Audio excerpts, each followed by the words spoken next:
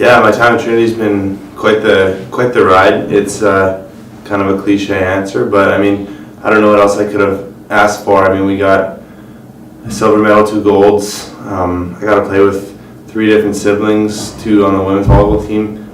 A whole group of awesome guys. Got to go to a couple different countries, and yeah, it's just been. It's from a volleyball standpoint, of course, but it's been a very well-rounded, kind of crazy, compact 5 years.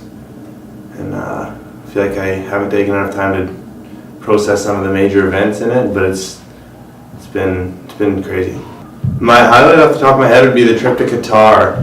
That's a country no matter how much money I've ever, if I ever came across, I would probably never go there. I just barely knew it existed before we went there, and it was quite the experience. We played against the second best volleyball team in the world at the time, and the best player in the world, and just in the middle of the Middle East, in a 5-star hotel. It was such an absurd thing, and then we found ourselves eating at the same buffet as some of our childhood heroes and idols, and it was just such a weird, awesome experience.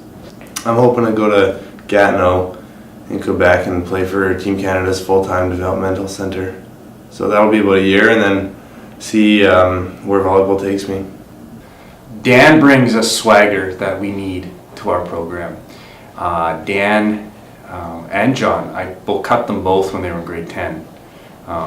So it shows that what I know, obviously, because I recruited them both 2 years later. But Dan's got he holds volleyball very loosely. It's not one of his highest priorities, but when he plays like it's the most important thing in the world. And that balance is really fun to have on our team.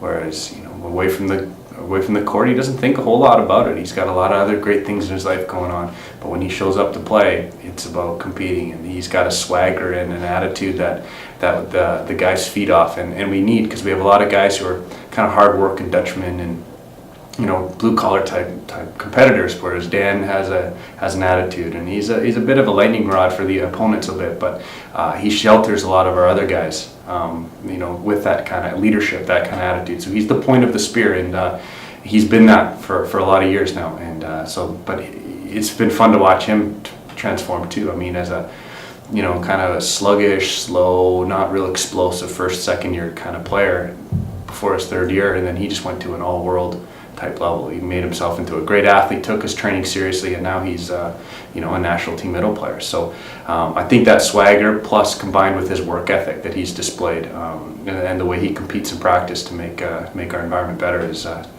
going to be part of his legacy.